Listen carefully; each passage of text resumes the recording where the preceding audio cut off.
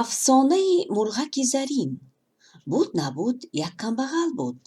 вай аз хешу табор ғайр аз писар касе дигаре надошт. аз молу ҳол фақат як сагу як гурба дошт. вай як рӯз писарашро ба пешаш шинонда гуфт: писарам, ман пир шудам, саломатиам ҳам нағз нест. аз афти кор умрам ба охир мерасад. мехоҳам ки ба ту сирамро ошкор кунам. вақте ки ҷавон будам, дар рӯи ҳавлиямон ҳавзчаи кофта истода будам, ки ногоҳ ноги каландам ба як чизи сахт расид. кофта як сандуқчаи оҳаниро ёфта баровардам. сандуқча маҳкам ва калидаш дар он овезон буд. ман калидро кашида гирифтам, аммо худи сандуқчаро накушодам.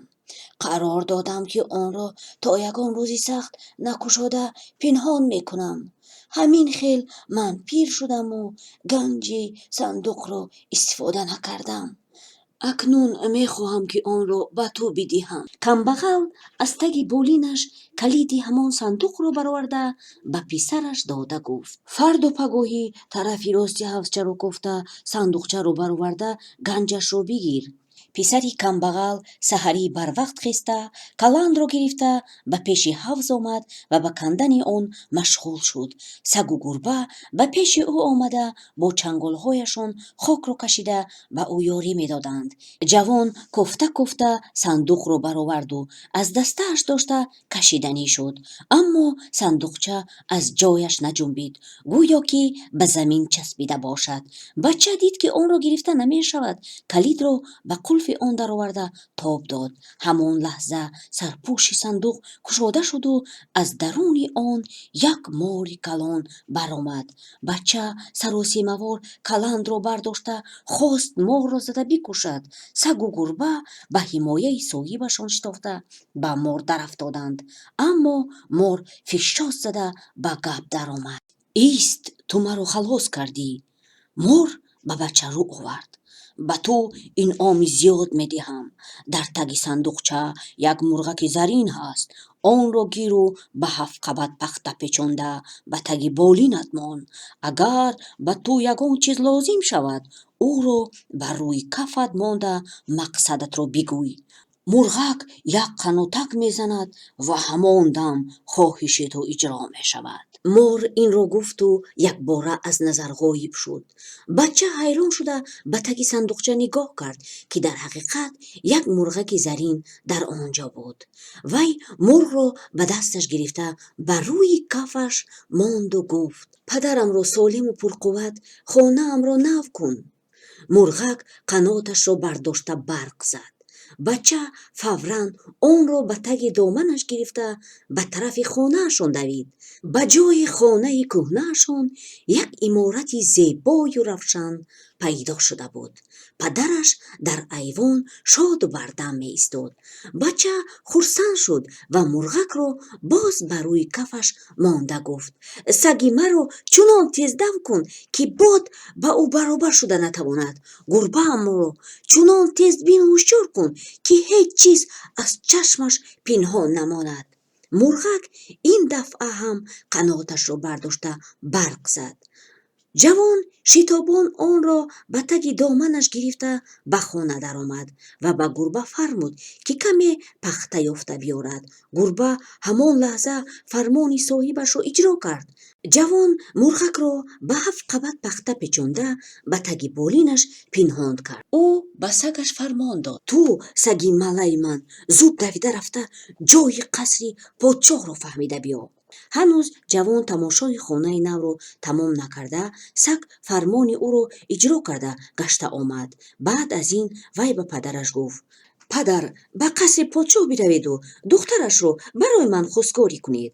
саг ба шумо роҳ нишон медиҳад. писарам, ақлат дар куҷост? духтари подшоҳ куҷову туи камбағал куҷо? тааҷҷуб карда гуфт падараш. аммо бача илова кард: ман духтари подшоҳро ба занӣ гирифтан мехоҳам. рафта ба подшоҳ бигӯед, ки писари ман ба ивази духтарат ҳар чӣ ки мехоҳӣ муҳайё мекунад. падари бача ноилоҷ розӣ шуд. Саг пешпешу вай аз қафо ба қасри подшоҳ равон шуданд. ӯ ба қасри подшоҳ расида ҷорӯберо гирифту ба руфтани таги дарвозаи қаср шурӯъ кард. ҳамон лаҳза ба подшоҳ хабар доданд, ки як марди камбағал таги дарвозаро руфта истодааст. гирифта биёред, фармон дод подшоҳ. дарбонҳо камбағалро ба назди подшоҳ оварданд. ту бо чӣ мақсад омадаӣ? пурсид подшоҳ. ман як писар дорам. вай мехоҳад, ки шумо ӯро ба фарзандӣ қабул кунед. чӣ? фарёд зад подшоҳ. ту чӣ хел ба гуфтани ин гап ҷуръат кардӣ? эй ҷаллодон, баред ин марди беномусро ба дор овезед. пирамардро кашола карда бурданд.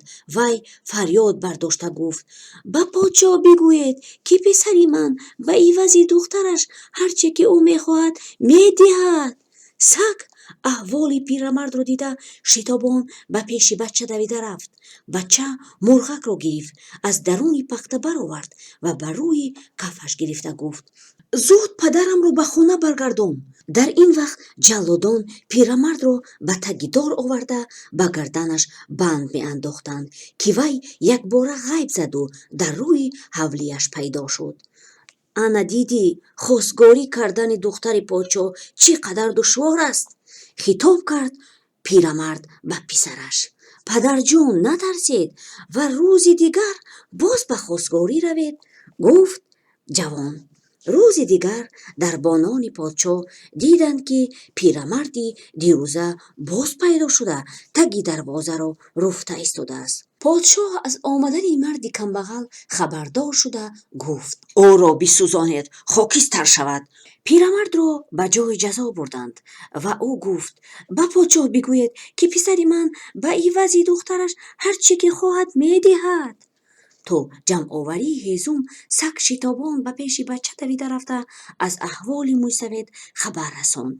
ҷаллодон пирамардро ба рӯи хирмани ҳезум шинонда дар тараддуди дар гирондани оташ буданд, ки пирамард якбора ғайб зада дар хонааш пайдо шуд. писарам, ин кор ҳеҷ илоҷе надорад. аз духтари подшоҳ даст бикаш, бо дилсӯзӣ гуфт ӯ ба писараш. боз як бори дигар ҳаракат карда мебинем, падарҷон, гуфт ҷавон. падар, шумо фарду ҳам рафта хостгорӣ кунед. рӯзи сеюм подшоҳ хабари боз ҳам ба хостгорӣ омадани ҳамон мӯйсафедро шунида дар ғазаб шуда гуфт: ин чӣ хел одами ҷонсахт будааст? инҷо гирифта биёред. ӯро оварданд. пирамард ба подшоҳ таъзим карда гуфт: писари ман духтари шуморо ба занӣ гирифтан мехоҳад ва ба бадали ин ҳар че ки шумо мехоҳед медиҳад. ба бадали духтари ман? писари ту камбағал чӣ дода метавонад? хитоб кард подшоҳ. ҷаноби олӣ, ба гӯши подшоҳ пичироз зад вазир. аз ӯ чизе талаб кунед, ки дар хобашам надида бошад. дар он сурат вай дигар ба даргоҳи шумо қадам намегузорад. гапи вазир ба подшоҳ маъқул афтод ва талаб кард: ба писарат бигӯй дар мобайни дарё қалъае созад. дар даруни қалъа қасри тилло бино кунад. дар назди қаср боғе бошад, ҳамаи дарахтонаш аз тилло. дар миёни боғ як ҳавзи тилло бидурахшад ва дар даруни он моҳиҳои зарин ҷавлон зананд. духтари ман дар чунин қаср зиндагӣ хоҳад кард. барои ман писарат бояд якчанд шутур бори пурқимат биёрад. пирамард хуб гуфта баромада ба хонааш омаду ба писараш гуфт. подшоҳ розӣ шуд ва ба бадали духтараш чизҳоеро талаб кард, ки ҳеҷ кас дар хоби шабаш ҳам надидааст. пирамард чизҳои талабкардаи подшоҳро як-як номбар кард. бегоҳӣ бача мурғи заринро бароварда ба рӯи кафаш монду аз ӯ хоҳиш кард, ки ҳар чизеро ки подшоҳ талаб кардааст иҷро кунад. бошандагони шаҳр пагоҳӣ аз хоб хеста диданд, ки дар мобайни дарё ҷазирае пайдо шуда дар рӯи он қалъае бино шудааст. дар қалъа як қасри зебое бо манораҳои баландаш ҷило медиҳад. Ба подшоҳ хабар доданд. Подшоҳ баромада қасри аҷоибро дид. Дар назди дарвоза вай бо камбағалу писари ӯ вохӯрд, ки онҳо якчанд шутур бори қиматбаҳо оварда буданд. талаби шуморо иҷро кардем, гуфт ҷавон ба подшоҳ. акнун духтаратонро ба ман бидиҳед. подшоҳ ноилоҷ духтарашро ба писари камбағал никоҳ карда дод. баъди тӯй духтари подшоҳ бо шавҳараш ба қасри тиллоӣ кӯчид. аммо вазир, ки духтари подшоҳро ба писари худаш доданӣ буд, писари камбағалро бад дид. вай ҳис кард, ки як худи писари камбағал ҳамаи ин корҳоро иҷро карда наметавонад, ба ӯ касе ёрӣ мерасонад. вазир қарор дод илоҷе карда сирри ӯро бифаҳмад. вай як кампирро, ки кайҳо боз хизмати духтари подшоҳро адо мекард, ҷиғ зада пули зиёд доду гуфт: бифаҳм, ки писари камбағал бо ёрӣ кӣ ин корҳоро анҷом мекунад. ман туро ба муроду мақсадат мерасонам. агар раваду писари ман домоди подшоҳ шавад, ӯ туро сардори ҳамаи хизматгорони подшоҳ таъин хоҳад кард. кампир ба духтари подшоҳ хизмат карда дили ӯро ёфт. ӯ бо духтари подшоҳ дар хусуси қасри зебо, ҳавзи тилло ва моҳиҳои зарин гуфтугӯ кард. шавҳари ту ҳамаи ин чизҳои аҷоибро чӣ хел сохта бошад? пурсид кампир дар охири суҳбат. ман худам намедонам, ҷавоб дод духтари подшоҳ. ту чӣ хел зани, ки дар бораи корҳои шавҳарат чизе намедонӣ ё вай ба ту бовар намекунад? суханҳои кампири зол дар дили духтари подшоҳ ҳисси кунҷковиро бедор карданд. вай ҳамон рӯз аз шавҳараш пурсид, ки ин ҳама дороиро аз куҷо пайдо кардааст. донистани ин ба ту чӣ лозим? ҳеҷ вақт дар ин бора напурс, гуфт шавҳараш. духтари подшоҳ ранҷида қавоқашро овезон карда, ҳангоми хӯроки шом табақи ошро ба пеши шавҳараш монда, худаш нахӯрда ором нишаст. шавҳараш ҳарчанд ӯро ба сари дастархон даъват кард, вай наомаду бо шавҳараш гап назад. шавҳар аз ин рафтори занаш ранҷида ӯро сарзаниш кард. зан аз рӯи макр ба гирья даромада гуфт: кадом шавҳар аз занаш сирашро пинҳон мекунад?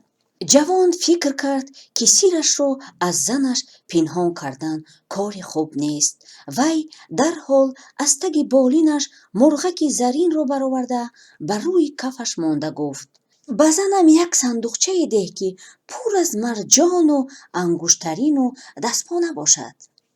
мурғаки зарин қаноташро бардошта барқ заду, ҳанӯз оби чашми духтари подшоҳ хушк нашуда, дар назди ӯ сандуқчаи пур аз марҷону ангуштарӣ ва дастпонаҳои гаронбаҳо пайдо шуд. акнун ту аз ман хафа нестӣ? пурсид шавҳараш. вай мурғакро бо эҳтиёт ба 7 қабат пахта печонда, боз ба таги болинаш пинҳон кард. рӯзи дигар писари камбағал сагу гурбаро ба шикор бурд.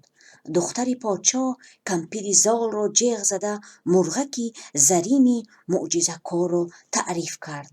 кампир сарашро ҷунбонида гуфт: маълум мешавад, ки ҳамаи ҳунари вай дар ҳамин мурғак будааст ва худаш як марди оддист. магар ин хел мард лоиқи духтари подшоҳ мебошад? ту бояд ба писари вазир бирасӣ.